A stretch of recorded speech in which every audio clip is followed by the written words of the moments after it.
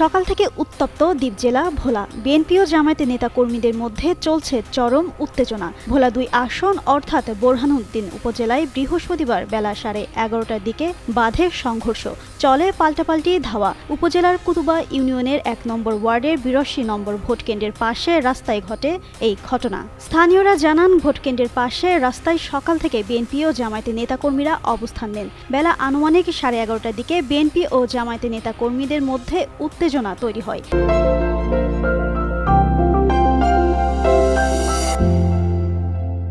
পরে উভয় পক্ষের মধ্যে পাল্টাপাল্টি ধাওয়ার ঘটনা ঘটে। পরবর্তীতে তাদের অন্যান্য নেতাকর্মীরা এসে বিষয়টি সমাধান করেন। তবে এই ঘটনায় কেউ আহত হওয়ার খবর পাওয়া যায়নি। এ ঘটনায় একে অপরকে দোষারোপ করেন বিএনপি জামায়াতের নেতাকর্মীরা।